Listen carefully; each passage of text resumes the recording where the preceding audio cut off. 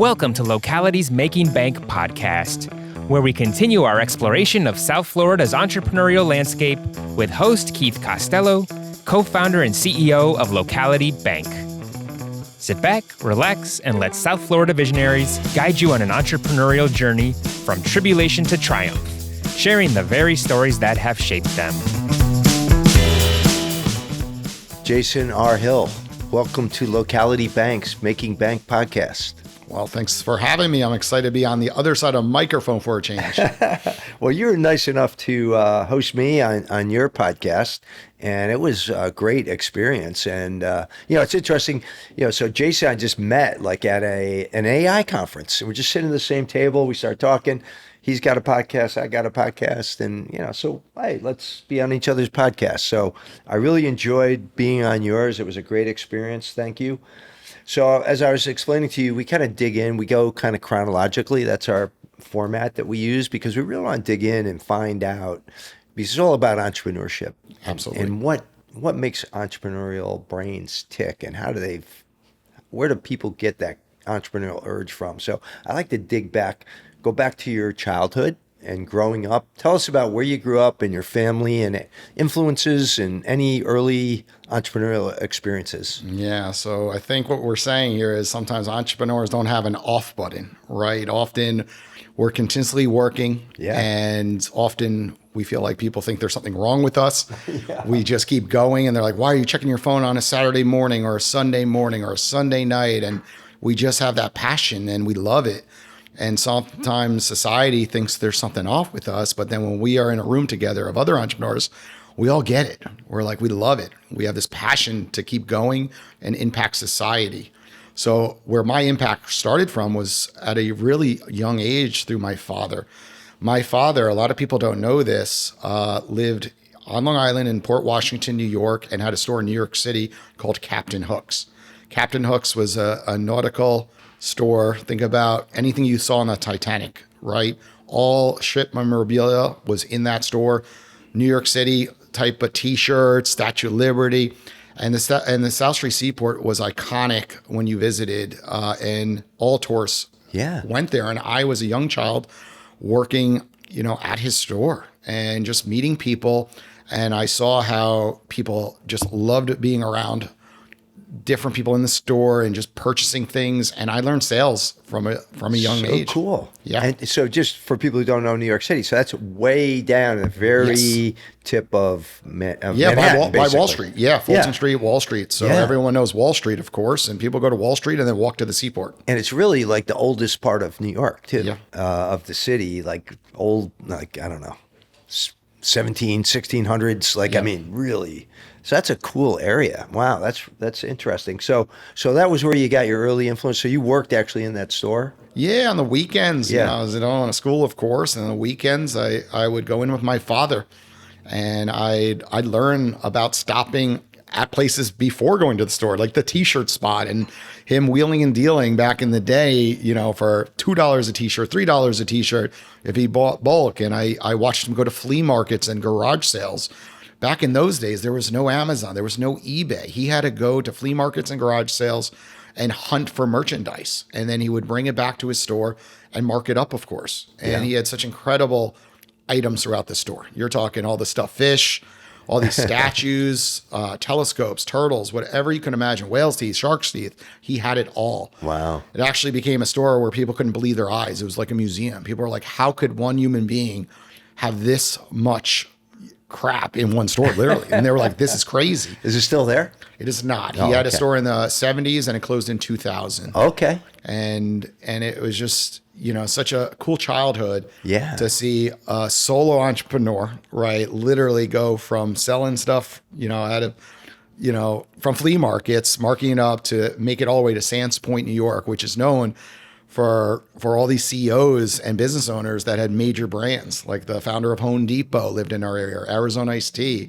Acme Fish. And I was raised with all these other children. And my father was like, this little mom and pop store in New York City called Captain Hook's. So I really learned from him. That's where cool. I get my grind from, my hustle from, but also that connection to other humans. My dad was always really good with people, and he was a character, and people always walked away with an experience, and that taught me a lot in business. It's just you got to create that experience for people. One thing I know, I don't know you that well, but one thing I know about you is you're really good with people too, because it's like, it's not always that I go to some event and actually end up meeting somebody that I engage with. And, I mean, we've established a relationship just from that one AI conference, so you're good with people too. So you end up going to college, and tell us about your trip to Delaware. Yeah, so I went to University of Delaware, graduated with a finance degree. Like many, we don't know what we're going to do, right? We get back to New York and we try to figure it out. So really quickly, I take my first sales job with ADT Security, the alarm company. Had a great experience, learned sales, but realized it wasn't a fit for me long term. I need something more entrepreneurial-ish, right? So I ended up becoming a financial advisor. I said, this is the industry I like. I'm good with talking with people. I'm good with math. And I just always liked the stock market. I liked investing. And I went and got my series licenses and hit the ground running. And that's a very hard business. Your first 3-4 years when you don't have a salary and you're 100% fee and commission, it is a grind. Yeah. And I did what people told me, like find a target market to work with. And I started working with police officers, then fire department members, then doctors. And I would just give presentation after presentation. And it was law of large numbers. The more people you spoke in front of every week, inevitably more people were interested in your services and would set up a meeting with you.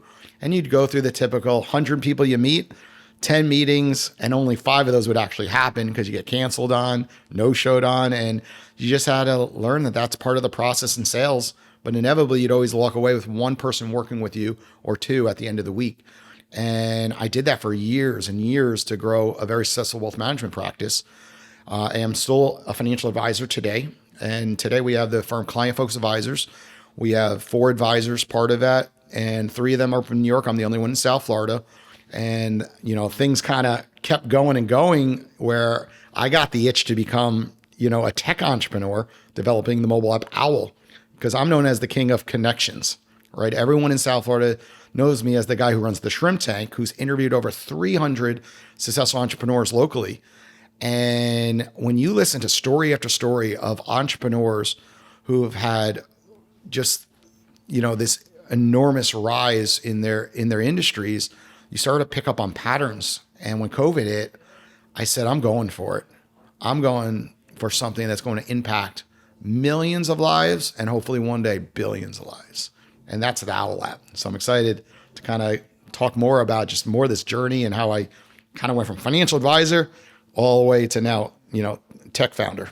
So that's really interesting because you established, so just going out and becoming a financial advisor, and you've really established your own business in the financial industry. Yes. So you took that was your first entrepreneurial endeavor, right? So, but now, as you've told us in how I met you, is because of Owwll. So tell us about how you decided to branch off and do another entrepreneurial venture. Yeah, I was always very entrepreneurial within the financial service world. I spoke on stage in front of 500 advisors about technology and how to leverage your client relationship software properly with segmentation.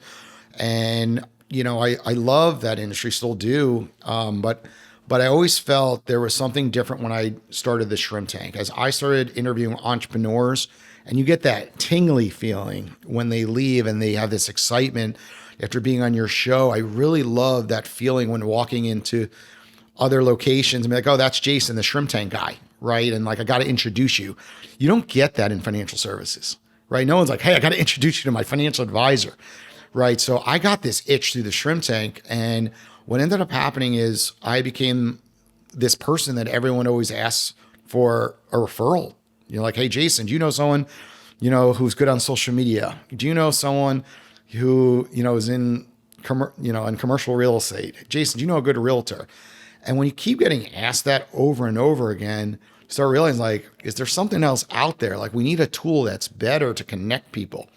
And I was driving to work during COVID, and I'm like, this makes no sense. Everybody is at home right now, and everyone wants to talk to other people, but right now, what are we all doing?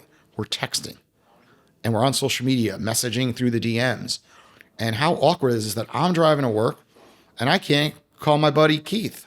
I'm like, but Keith probably, if I said, hey, you want to jump on a call right now, would probably say yes. But there's been so much awkwardness built up through social media and texting that we can't just call people anymore. If I called you, you'd probably let it go voicemail and say, like, let's see what he wanted. So I thought there had to be a tool out there that would be better to just help people connect easier. And that's what Owwll is. It's a tool to allow you to have one-on-one phone calls with other people, and they're welcoming it at a price. So that price is set at $1 to $100, whatever you would like, but it gives you the ability to access that individual to network and collaborate. So when I drive to work every morning, I call someone on the Owwll app. And how unique is this? Is I build relationships on the go. And it's enabling people to just traditionally network again and collaborate through phone conversations. And we're just seeing such enormous, opportunities that have come from it. People finding clients through it, people finding podcast guests, for example. And you put people on conversations and there's a ripple effect. And that's what we're seeing. So right now we're impacting thousands, and I can't wait for the day we say we are impacting millions. That's awesome. So you got this idea during COVID? Yes, during COVID. And then, so you get the idea, and what are your next steps? Because a lot of people get ideas, right? All the time. Yeah, and I get like 10 a day. Yes, Ryan. Guilty. I'm right there with you. And so, but how do you say, well, this is the idea that I want to implement and take the time? Because we all have, one of the hardest things is setting priorities, right? And focusing. And so you decide, I'm all in on this idea. And then what are your next steps? I just always been an inventor. Even at a young age, I invented the robot to clean your floor, right? And back in the day, it was a race car with a broom. Yeah. And I remember joining a contest and getting second place. I think somebody stole that idea now. They did. My mom still talks about that, actually, because the judge said that was a bad idea. And later on, my mom is like, we should find that judge, who didn't give you first place. He was wrong. But I've always been an inventor. And I've always just, been an out-of-the-box thinker and going for big opportunities. And that also was within the wealth management space, even the life insurance space. I own multiple websites. I always, watched what people were doing, and I always had good intuition. And that intuition kind of was when COVID hit, when I saw what was happening through my podcasts, and I saw what business owners were going through, and I saw people craving human connection. It just hit me at that time. It was the ideal time to go for it in my life at that time. And then how did you implement it? What were your next steps? So I reached out to someone I knew. I had a lot of podcast guests who had created mobile applications. Okay. And there's so many tech companies out there, but it's hard to find one you trust. Right. And being that I had interviewed one that I trusted, I reached out. I said, what is the process? Just a phone call. And I was curious. And he's like, well, what happens is you pay a fee. That fee could be thousands to 100,000, depends how detailed you're trying to get. And the more detailed, the more developers we need to put on your project. And you usually spend 3 weeks to 5 weeks with a group of developers, and you talk about the concept and you literally start creating the concept. So that's how it went. He said, here's the fee. And it was in the thousands. And he gave me a good deal on it. He's like, I know you, go have some fun with it, because he probably thought it was just an idea. And what ended up happening was remarkable. Within 48 hours, we had the logo designed, and we had the brand name. How did the brand name come about? I had no idea. I just went on GoDaddy and I said, start picking up names like Time Chat, Didn't have Time anything Conversation. To do with FAU? Nothing. Maybe behind it, maybe it was instinct. I was thinking it did. Maybe back in, I kept seeing the owl at FAU, but Owwll, is obviously a mascot for many brands, and a lot of people love owls. It's the animal of wisdom and intelligence, and I'm like, I'm creating an app that's all about, connecting with people with intelligence and learning from them and growing. So the brand came within 24 hours because we had to pick something. We were starting to draw. We were creating a brand from scratch. And every day I went on meetings for an hour with 6-7 developers, just saying, what would this app really be about? Like, I had no idea. It was about connecting people. instantly in real time. That's all I knew. And then all of a sudden we just started creating screen after screen. And before you know, we had like 50 different screens 3 weeks later. And I was blown away. They did such an amazing job with the UX design. And I was like, how much is it going to cost? And it was shell shock, $200,000 approximately. And I'm like, oh no, that's a lot of money. And then I started to reach out to other firms to see, is this really this much? Or are they really that expensive? You know, they were high-end firm in Fort Lauderdale. I'm like, I might not be with the right partner. Maybe this could be built for like $30,000. Then I found out the truth. No, it was hundreds. I started getting bids higher, lower, but they were spot on. Mm-hmm. There's a lot of technology that needs to be integrated for this to properly work. And, you know, I started doing my research and I started realizing why most mobile apps fail. Number one reason is money, right? You're in a bank here, you're right. Number one reason any business fails is money. It's money. Right? It's not that it's not solving a problem. You know, a lot of things solve problems today, but if you don't have money to build it, you're going to run into a problem. And the bigger issue with mobile apps, 99% of mobile apps fail, and 99.5% of mobile apps that are marketplaces, direct to consumer, fail. And I looked at that and I started going, why do they fail? And I started doing more of my research, and they fail typically because the founder thinks they're going to raise capital or walk into this bank and ask, hey, I got this great idea. Can you give me $1 million? It's not going to happen. The failure rate is too high. And I had money coming in from being a financial advisor, recurring revenue, and I knew that money could support my family if I slowed down building new opportunities for my wealth management practice. And at that time, I had other assets. I was a good saver. I sacrificed a lot in my 20s and my 30s to build up large retirement accounts, properties that I owned, and multiple websites that I owned that would generate life insurance leads on the internet, which were each worth a lot of money individually. And I've gotten multiple offers for a lot of those websites. And I just said, you know something? Let's have some fun. Let's go for it. And I also knew that it was going to be very expensive to maintain this. And whatever people tell you about how much it's going to cost to build and maintain, double or triple it. Same as real estate. Same as anything, right? with mobile apps is you think, especially I'm not a tech co-founder, you know, like many people say, go get a tech co-founder. Like I was just like not a techie. I knew about technology, but I never built something from scratch like this. Yeah. I always use other people's technology. And what happens is the ongoing cost is just as expensive as the startup cost. So all of a sudden that 200,000 that I mentioned is like, that never ended. And now we're 4 years later. Right. And I guess thankfully I had the money to keep going in the runway because I didn't rely on angel investors, venture capitalists, or a bank loan, right? I just knew that, and I didn't know back then, to be honest. Yeah. Now I know, and I could tell others, like, don't do it. If you don't have the capital, you're not going to raise capital unless you have really nice friends and great relationships. But even those, they don't want to touch this stuff. Right. It's too risky to them. That is... Just pause for a minute because that was a tremendous amount of information. I just want to and it was so valuable to anybody. And this is what we're really trying to do is educate people and give advice to those who are, somebody might be thinking about doing an app or starting any kind of a business.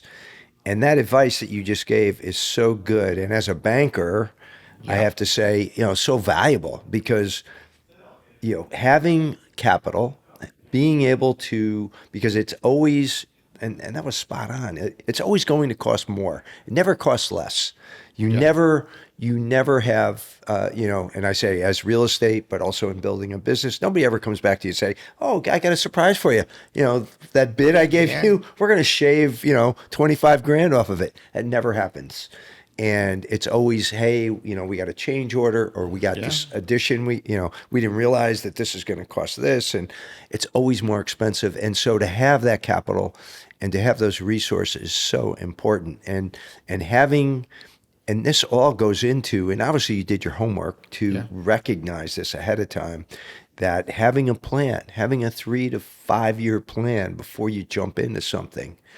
Where's that money going to come from to support us until we hit profitability, until we start cash flowing, and making sure you have that. So I just wanted to reiterate that because thank you for sharing that. This is somebody who's going through that. We go through it in our bank, right? We had to raise a certain amount of capital, And we're just starting now to create operating leverage where we're breaking even, right? Yeah. This I was telling you Of course. before. Poor Nikki at Tech Hub Runway. I had to tell her, hey, we'll join next quarter because we're trying to hit our profit numbers right now. And sorry about that, Nikki, if you're watching. Well, let's go back to, so you get this thing launched, and how's it going? Yeah, that's a great question, because as a tech founder, you think you're going to just bring it to the market and everyone's going to just start using it and it's going to skyrocket, because we hear those stories like Clubhouse did, as an example, who was in the audio space when I was launching. And I saw them rise because that meant my intuition was right. People were craving human connections, and audio technology was here. LinkedIn started creating LinkedIn audio, Twitter Spaces, and I was the only one doing a one-on-one audio and for a price. Ours is a lot more complex on the money element because you have an account balance on your Owwll account. So if you call an expert, right, money has to be deducted, typical debit and credit ledger, and it all has to add up. And then vice versa, after you call someone, what about receiving calls, right? So explain that a little bit so everybody understands the way Owwll works. Yeah. So I'm going to actually hold up my phone to the camera. So everyone, that's watching on video right now, you could see that's the home screen of the Owwll app right here. So you have all these professionals right here. If they have the available. So that's not showing right now. Oh, well, that's a good point. That's your availability clock. Okay. You set that availability clock, and then it makes you available to accept calls. Okay. And then when you set yourself available, this is the coolest part of the technology. You have followers. It sends out a notification to anyone following you. So if I always want to speak to Keith and I'm driving to work at 8 a.m. and I see that you go available, we're not leaving it to chance. I see that I get that text message or notification. I go, Keith's available. Let me call him. And let's say you're $10. It's not about the money. It's about gaining access to you. I call you. I'm on an audio call with you and we're having a conversation. You're driving to work. I'm driving to work. Yeah. And how cool is that? Or anywhere. You're at your office. I'm at my office. So it enables you to have in-app phone calls with other people. And we're looking at the app right now. There's all different categories. Right. Like down here is social media. Then we have communities like South Florida Tech Hub. So think about every expertise that's listed on LinkedIn for a moment. And imagine for the first time, looking at someone's LinkedIn profile and you see that little green dot, but now you could call them. And at the end of the call, you could leave a review and hold everyone accountable. So sometimes people say like, we're like LinkedIn and Cameo, if they had a baby, for example, or some people say we're LinkedIn on steroids. The ability to bypass like direct messaging someone saying we should jump on a call and then setting up a call, just literally calling the person instantly and just having a genuine conversation. Calls start at 10 minutes. And once you're on a conversation, you could extend the time. And that expert, if they have another meeting, they'll deny it and say, sorry, I have another meeting. Or if they're not feeling it, they just say, sorry, I have another meeting. But they don't have to continuously have a 30-minute, 40-minute Zoom with that individual. It's just a one-on-one audio call. So it's really great for sparking conversations and sparking connections. Sometimes people say it's like when we were at a networking group meeting, or like when we met at a conference, it's a networking meeting on your phone. You go in there all day, 2 day, and have 20, 30 conversations.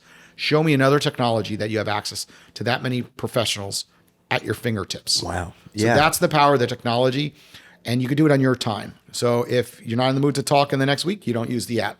But all of a sudden you're sitting at home, you're taking the week off from work and you're bored and you're sitting by the pool, set yourself available at a low cost and more calls will come in and you will literally find yourself with speaking engagements because people will say, oh, you're the CEO of Locality Bank? Okay, well, would you like to speak at my conference next week? Hey, would you like to come on a podcast? Love to have you on. I see there's chemistry here. Just anything is possible when you're having a conversation. Right. And you'll actually find people coming into your bank because like, oh, let me see. I actually need some of your services. Can you explain how an SBA loan works, right? And like, can you help me with this project, raising capital, whatever it might be? Sure. But the more conversations you have on the app, it will just create a ripple effect. And so you have both people who are experts who are willing to offer their advice to people and obviously maybe they're going to create a business opportunity for themselves. Of course. And then you also have people who are looking for advice, right? Who are going on, who don't know where to go to find out about, let's say it's somebody who wants to create an app like you did. go on, Owwll and find a technology company or somebody who can create an app, right? What's cool about our platform is we're hitting the advice side, but we're also hitting the network and collaboration side.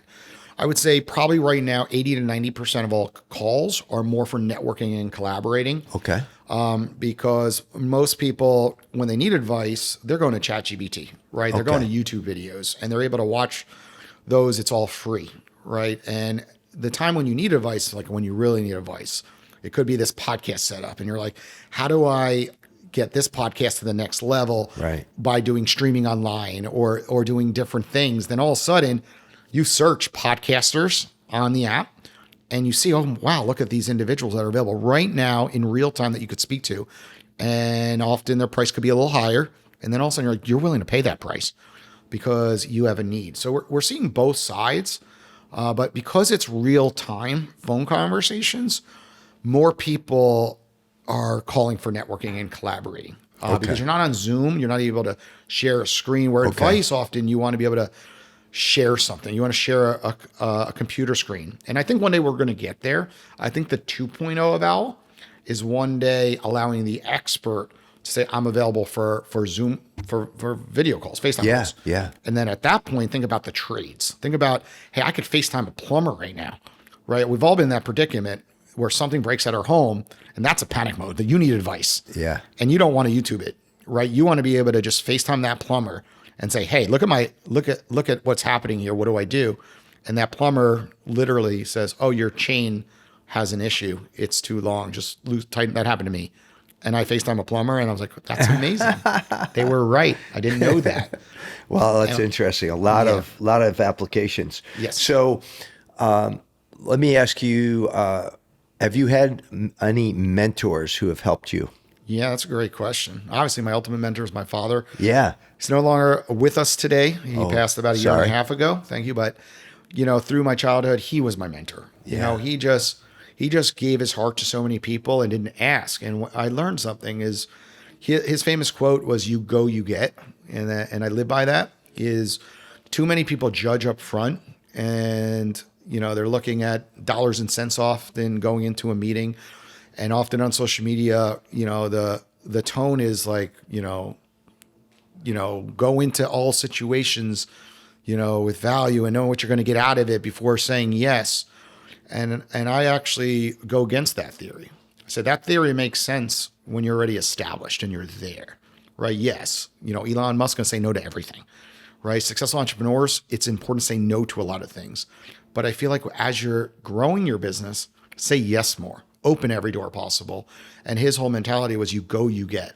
And I learned that life lesson is I would just put myself into situations saying yes a lot, walking through those doors of a networking event like I did with you. And I went to Fort Lauderdale that day and we had a great conversation. Yeah. And I didn't know that meeting would happen, but look what it led to. It led to you joining us on the shrimp tank. It led to me here in this bank. And we don't know where it's going to go, the ripple effect after that. It's just starting. So my whole thing with mentorship is take ideas from everyone. And there's a lot of advice out there. I'm actually not a fan of all advice though. I have had a lot of mentors because when you run a mobile app, it's for some reason, people just stop and give you advice and they give you unsolicited feedback nonstop. Too much feedback comes from the user experience, comes to what they think the app could become, what they think are different lanes and verticals that you could work on. And before you know it, you're getting advice from a lot of people that have not been in your shoes. They've had a lot of success, but not in the mobile app arena. 99.5% of these apps fail. So I've learned I have to be very careful absorbing all that noise because I see a lot of startup founders taking advice from the wrong people. I've learned a lot about this. They go to pitch competitions and the judges are angel investors and they have zero experience with mobile apps. So they're getting advice the old school way. Here's a problem. Here's an app that will fix the problem. And they're getting told it's a great idea. And I'm sitting there, stop what you're doing. How are you going to get this to the market? You don't have a good go-to-market strategy because today there's more saturation than ever on social media and it's hard to get a download. There's millions of apps out there. There's millions of podcasts out there. So I always tell everyone, stop, be careful. It's not the old pitch deck anymore that just gets a deal done, right? It's not a pitch deck that's going to get you a download. You have to actually start with your go-to-market strategy first before you do anything, and make sure you have enough money to deploy that go-to-market strategy. Because with a mobile app, think about it. You have a website. I'm on a podcast right now. I have to get people not to visit Owwll.com. I have to get people to go to the App Store and click the button to download. How often do people click it and like your password and I don't remember my password? They give up, don't download your app. Then they download it. Now they have to register to create a profile. I don't feel like doing that. App fatigue, right? So they quit after they download it. Then they download it, the first screen, verify your email. I don't feel like doing this, right? Then you got to confirm your cell phone, right? For safety precautions, we want to take your cell phone because we don't want people to have multiple accounts. I don't want to give my cell phone. Then we enter the app. I have to add a headshot, right? You're a person on this app. I don't feel like having a headshot. So I see failure right through that onboarding process. And then you get advice, make it easier. Well, guess what? If you make it too easy, they don't value it. So there's a lot of knowledge on that. And there's IKEA effect. There's a whole book about this. Is like IKEA gets you through the front door so that time you get to the basement and you got what you need to purchase and you're picking everything out, you don't quit, right? Because you're too deep now, right? So we want to make it too deep on the process that they don't want to give up. They want to see what's on the other side, the home screen of the app that I just showed, because somebody referred them typically. And the IKEA effect goes that when you get home, you build it. And even though the item is not that good, it's like a 6 or 7 out of 10, you will always hold that item from IKEA because you built it yourself typically. And you went through those front doors and you went through the basement and you had like 40 items on your tray to build this desk right here. But somehow you're like, every screw you put in and you will keep that item for a long time. So that is the IKEA effect. That's cool. And when it goes to a mobile app like Owwll, like I kind of look at it as like, I got to be careful with that advice. People say, keep eliminating too much friction. Sometimes friction is good because then they went through it and then they're going to value it more on the other end. That's so interesting because I'm thinking right now, as you're describing about the onboarding, because opening a bank account, same thing. Like, oh my gosh, there's too much how many people start and then drop out? I mean, same thing as you're talking about. And we have a mobile app too. So it's the same struggle that we face too. We try to make it easier. Our big thing, obviously, is you make it too easy, you end up with a lot of fraud, right? So same with us. So we had to do the cell phone. We were getting fraudulent accounts, right? And we get bonuses out for new users and then deposit bonuses, right. And then we start seeing credit card swiping on multiple accounts, and I'm like, whoa, what's going on here? Yeah. And trying to take withdrawals and fake phone calls through the bonuses. Cell phones protect that because most people don't have multiple cell phones.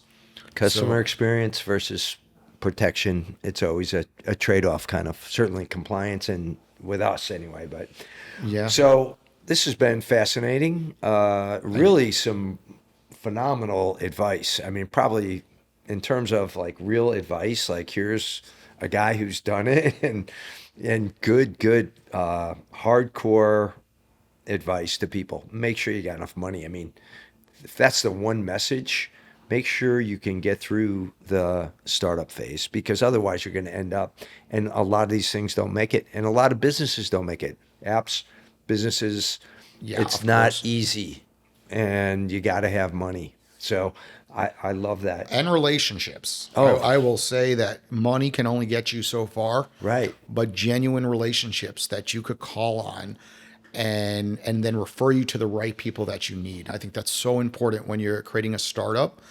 And, money can only get you far because people want to utilize Owwll and be part of a community. And money, you can't just throw out Facebook ads to make that happen. Anyone can get a download, but then a download that actually says, well, I want to use this technology and come back and use it again and again. And I want to share it with friends and family. That's the most resonating thing with me, why I've never quit. I've had so many people, and for everybody listening, Owwll actually, does not have the data of success yet. On paper, we've been part of publications. Everyone's like, you're so successful. Well, ready for this, everyone listening? Our burn rate is out of control because the amount of developers that are on it each and every year. Typically, we've been in the 5 to 8 range. So think 5 to 8 people that you have to hire and pay every single month. They're full-time individuals. Then you need your own support staff to market it to the general public. We have 1.5 people. That's it. 1.5 people and me. So 2.5 total marketing this thing. And we look like we're a brand of 50 to 100. People can't believe that that's all there is because we have 50 to 60 brand ambassadors. So we had to be really clever on our marketing approach. And these brand ambassadors feel like they're part of the ownership of Owwll, and they want to grow this thing to impact millions of people. So it all starts with that go-to-market strategy and putting a plan on paper, how to build it. So I think when it comes, to that money question and relationships, is like you have to have both. And Owwll has been in business 4 years. And how many people have told me, what are you doing? You've thrown hundreds of thousands. Then I hit over 1 million. And they're like, what are you doing, Jason? Quit. You have a successful financial service practice. Why are you doing this? What they don't hear is those calls every morning to people that join our app and say the words to me, Jason, I don't know where this app has been, but this is always what I wanted. And I hear them telling me that they're going to share this with their friends and colleagues. And we see on social media them really doing that. And I see testimonial after testimonial and review after review on the Owwll app.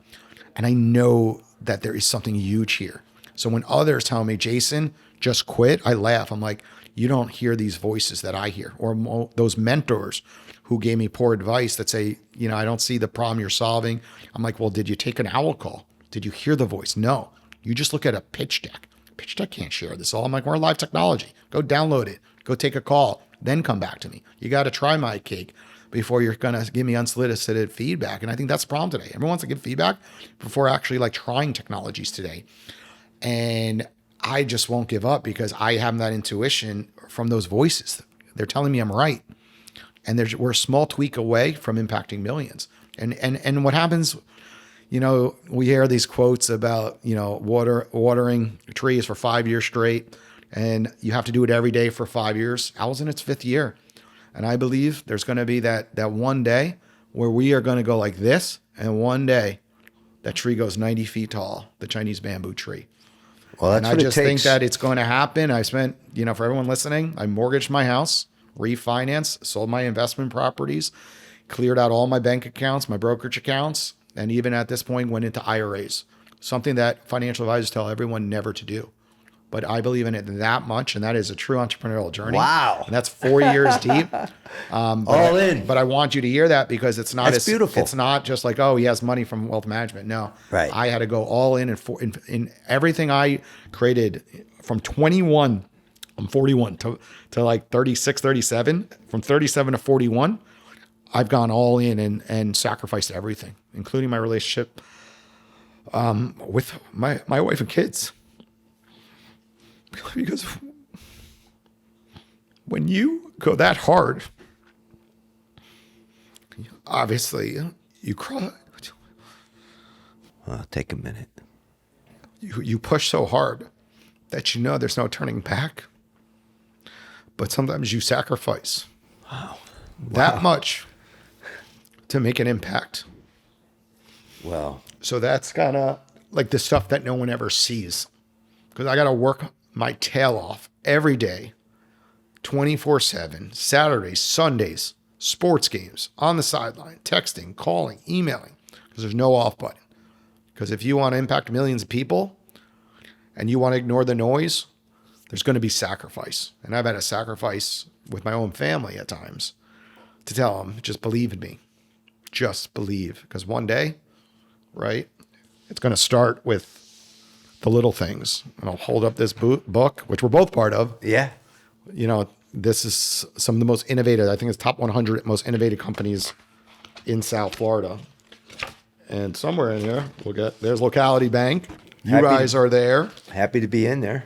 And going deeper, here we are, a few pages behind you. Oh, we'll get there. Should have put a sticky on here. There we are. There we are. Yeah. One of the most innovative companies to come out of the state of Florida. So I know it's there. We're close. So I tell my wife, I tell my kids, just believe. And it's hard because everyone has judgment. You get home and your wife wants to believe in you, but she's also seen the money trickle out of the bank account. Everything that we sacrifice for in our early years. And I have a 10 and 8-year-old. You know how hard it is to say just one more check more, and one day it's going to bounce the other way. right? That burn rate, hasn't slowed down in 4 years. And I'm doing my best I can to literally one day come home and be like, we're profitable, right? Or, we got an offer, someone wants to partner with us and give us $5-10 million to go after a grand slam to impact hundreds of millions of people. So I just tell my wife, I go, look at everything we're doing. I can't put this much good out there and see this many posts on social media naturally, not paid posts. I'm like, I just can't believe that if all this, what we're doing, all these verticals are paying off. With the podcast with Tech Tuesdays, with South Florida Tech Hub, they love it. And they call each other through the Owwll app, their community, put their community on the app. And I just like, why wouldn't more communities want this and get more engagement with their community? So I tell everyone out there, it's like, if you believe in it that much, sometimes, you just got to go all in and ignore the noise. And I obviously kind of saw me spill my heart out. It's like, wow. You're going to have a lot of sacrifices along the way and go all in. And, that's hard, because everyone's going to tell you, throw in the towel, go back to being a financial advisor. You're great at that, but here's one tip of advice that I always make is like, I have a skill set. If this whole thing goes under and I was wrong, I could go back and grind somewhere else and build another business back up. Because one thing that no one could take away from me is all this knowledge that I've learned through this experience and all the knowledge through podcasting and learning from every guest like yourself who's come on my show over 400 shows today that I've hosted, all done in person, by the way. So such valuable relationships and just the experience of learning feedback from people. You can never take that away. The amount of emails, the amount of just different things that have come in through 4 years, it's been crazy. Incredible. I mean, this is so impactful. I mean, I'm so impressed with your persistence, your belief in what you're doing. And thank you. That's anybody who's ever built a successful business. So many times you hear like, what is the most important thing? Persistence. Keep going. Right. Of course. And I always think, and I love like Winston Churchill's quote, when you're going through hell, keep going. I love that. So I'm going to ask you some questions now, but that's a quote I always say, because it's never easy. Yeah. I don't care what business you're in. If you're starting a business, you are going to go through some tough times and you're going to have challenges. And it's so, I mean, I am so inspired, Jason. Thank you. I mean, really very impactful. It's the first time I teared up on an interview, by the way. Well, so that's not my goal. Maybe but it just hit me just like 4 years deep talking about it. I'm so happy that you years. did, though, man. That's good for you. That's healthy. I mean, you are, what you're going through, and you laid it out here for us, man. There's a lot of pressure. It's a lot of pressure, and there's a lot of people like. You get in a book like this, you're like, I need to be like in business. I need to be like this. This came true. You can't be like, next year, where's the person in that book? Oh, it doesn't exist. Like, right. No, well, put so much good out there. And I of course want to see these lives changed times 10 that are on our app. And it's already happening on small levels. Yep. And I can't wait and I will say one other thing that we're doing that's so unique that we never thought of. It just kind of happened by accident.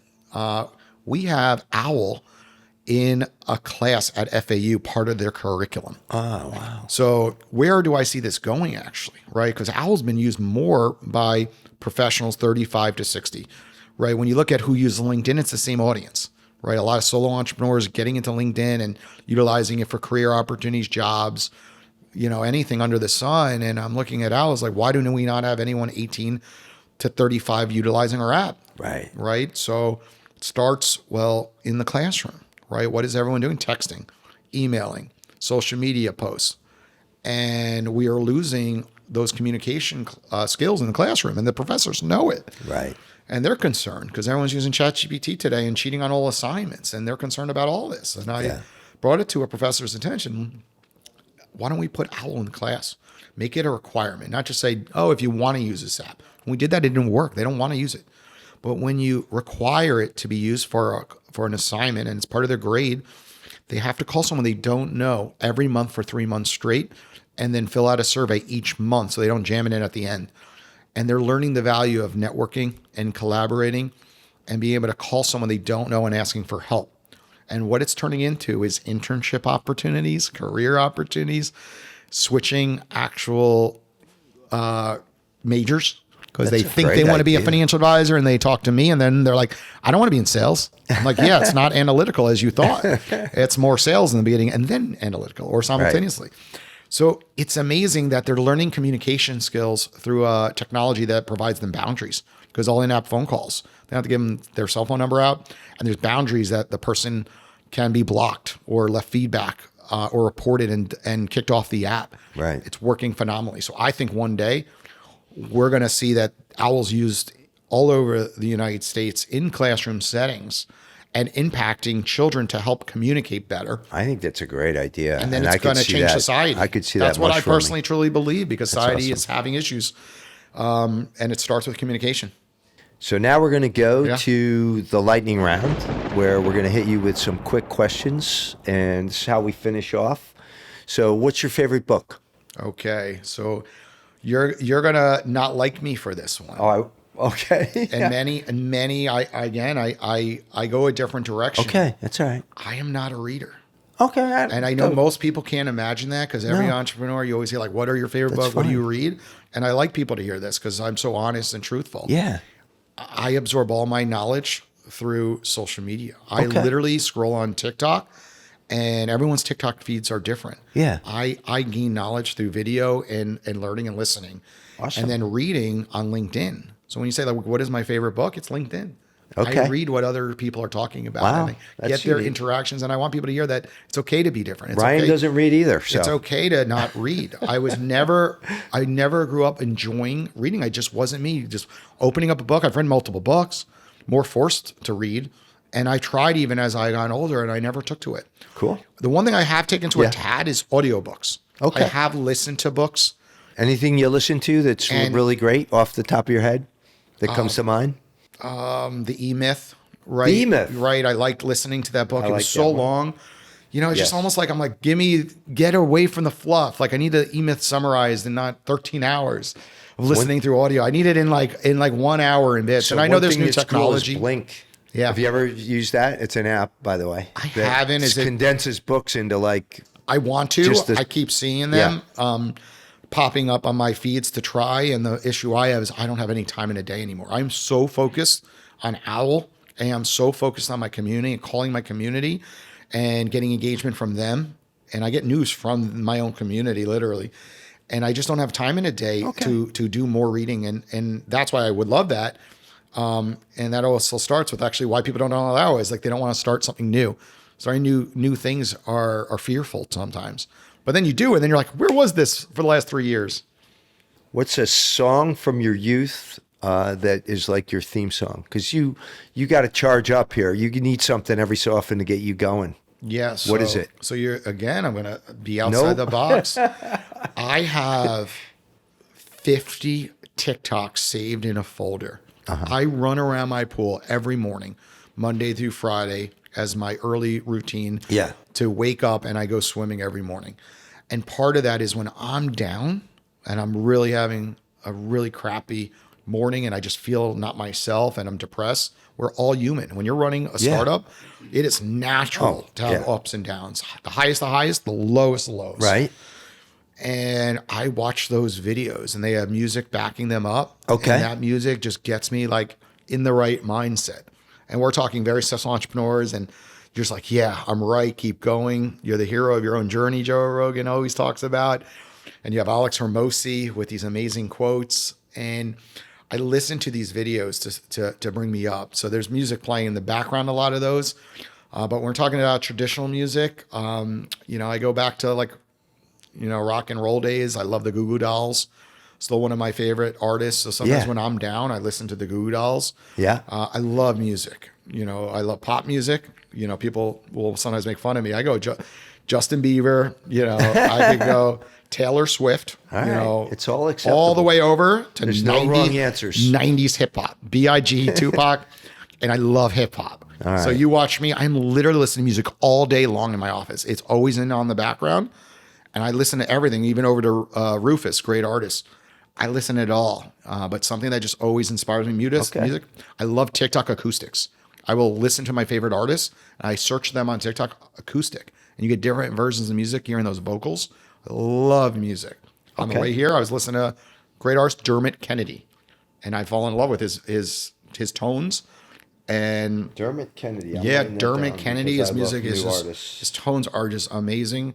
Very well known on social media, but not as known as like on the radio, for example. Okay. How about, and these are supposed to be short answers, by the way. Oops. That's what happens when you interview another podcast host. That's okay. We go on and on. I should have steered you in that direction. Now, I know you like to go to restaurants. Yes. Okay, good. What's your favorite local restaurant? Ooh, the favorite local one. If you ask my wife this, it would be Cheesecake Factory. My favorite local, I love Italian food. Yeah. So, Italian food, which I go to so many. There is the one that we go to the most. Yes. It's got 5-6 locations. We go in Coral Springs. It is, oh my God, I'm blanking out on the name of it. Hold on, it's coming. I will have to get back to you. Okay. With the name of it. All right. Not Pepperoni Grill. All right. Well, we're gonna keep But Italian going. food. It's penne alla vodka. I never met a pasta I didn't like. I love angel hair pasta, fettuccine alfredo. I could eat pasta all day. What's something you're grateful for today? Grateful would be just the amazing relationships around me. I think what keeps me going always is these relationships. When I come home, getting to be in front of my kids and my wife, the relationships in an office setting with my employees, the relationships with my developers, even the relationships with my shrimp tank gang, I call them, like people like yourself who I've got to interview and had the opportunity to share your story. I have hundreds of those relationships that I have on text, and I love human connection. So I'm so grateful always that these people care to see my journey blossom. I get text messages rooting me on, and they know how hard I've worked, the people close to me. And they're like, dude, if there's someone that deserves it, it's you. I've never seen someone put in that much work and just give back to the community like you have. And sometimes it's not about the money. Everyone always asks me, like, why do you do that in Boca Raton with Celsius Beverage and Tint World and SA Company and Erica's Plumbing? I'm like, I don't know. City reached out to me and said we should do an event around Boca Raton business owners. And I was like, let's do it. And often people say, why do you do the shrimp tank? I go, I don't know. It just feels right. I get to meet people. And sometimes you don't always have to have a money. And it's very important for entrepreneurs. No, not the money always tied to everything. Just something that feels right. And then sometimes what feels right sometimes blossoms into weird opportunities you never saw coming. Going back to you go, you get. You go, you get. I love that. So that's your favorite quote. We know that. Yes. How about any new skill you're learning? Yes. We are implementing, as we speak on Owwll, a new technology to create more engagement outside of the app. So with technology, we've kind of hit a point where we're getting new downloads, and then people get into the app and freeze. Right? If you downloaded Facebook one day and then you opened it up, you would be like, I don't know how to use this app. I don't know how to post. I don't know how to do this. Yeah. But something Facebook does a great job is they send you a notification that Jason Hill has his birthday today, or Jason Hill, has a work anniversary, or Jason Hill just connected with John Smith, and John Smith. So the reason why Facebook did a phenomenal job always was they always brought you back and they got you engaged. So something that we're going to start doing is integrating AI technology on an outbound marketing basis to keep people coming back to Owwll and segmenting. Something I did with my financial service practice, I did really well, was segmenting different types of clientele and then sending them gifts on certain events.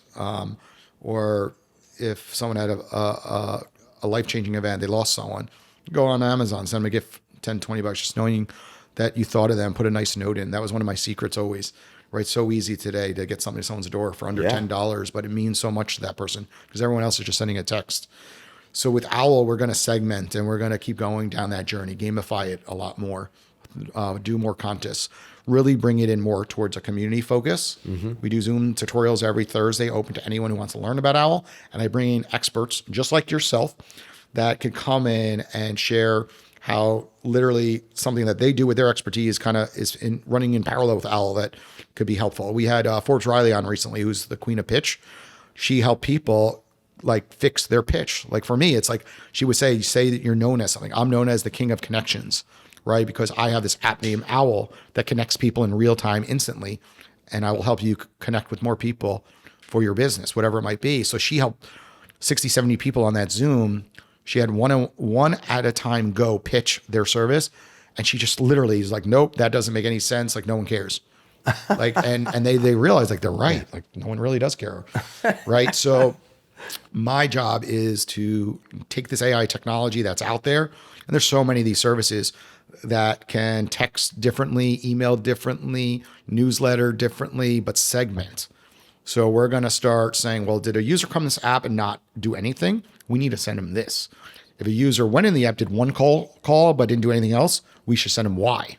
This app user is using it every day. We should send them this. Mm-hmm. So we're going on this journey to, create a continuous loop, because we did the hard work already. We built the foundation of the app. Right. We're getting people to download the app, and now we need to get them back into the app, including yourself. Yes. And your employees. Yeah. Right. Getting companies like yours say, hey, would it make sense to put in, 5 people's accounts, $100 per month, and say, hey, every month you're using LinkedIn, you're using Instagram to create new business opportunities? Well, why not go into Owwll, sort by the state of Florida, and now call people in real time that live in the state of Florida and say, hey, we'd love the chance for you to come into our bank, at some point during that call. Yeah. And then all of a sudden you're like, wait, every week we use Owwll, and we have 10 conversations and bringing 1 or 2 people in to this bank from those phone conversations. So that's kind of where I'm going with this. You just gave me a good idea. Oh yeah, we're full of them. But it takes a lot of work to get someone to even hear the idea. And that's where I'm going with this. Yeah. Because Owwll is working. We know that.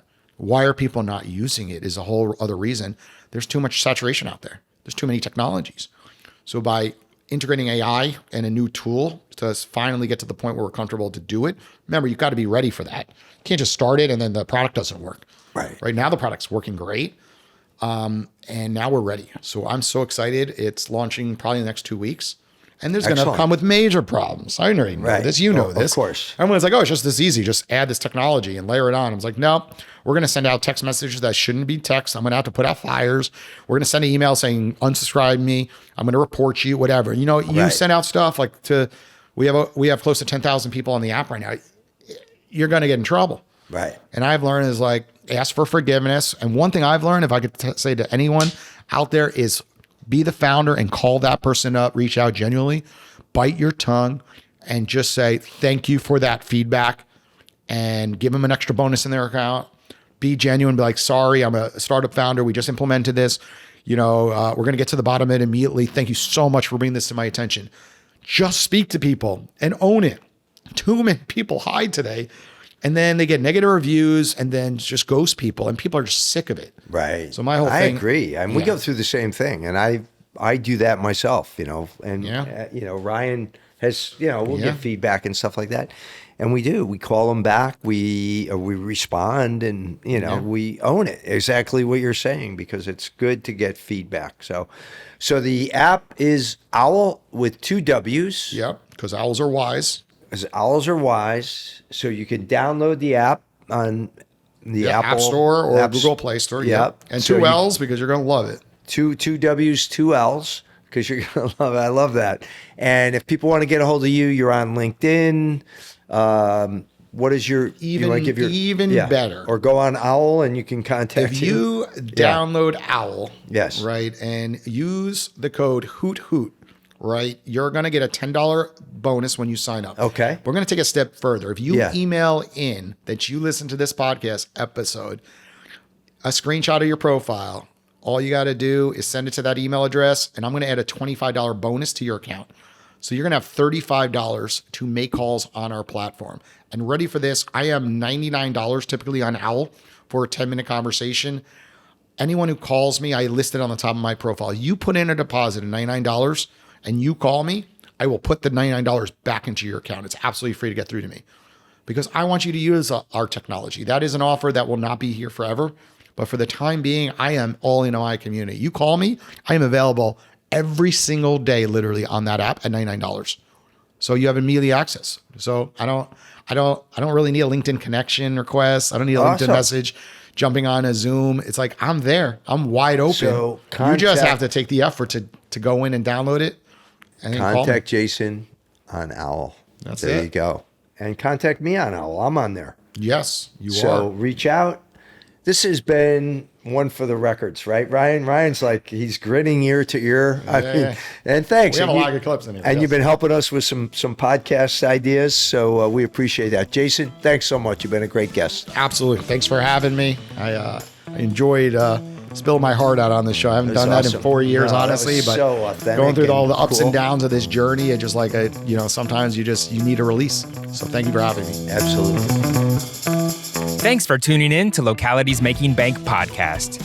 Be sure to subscribe on your favorite podcast platform to catch the latest episodes, and visit localitybank.com today to learn more about all the benefits of banking local.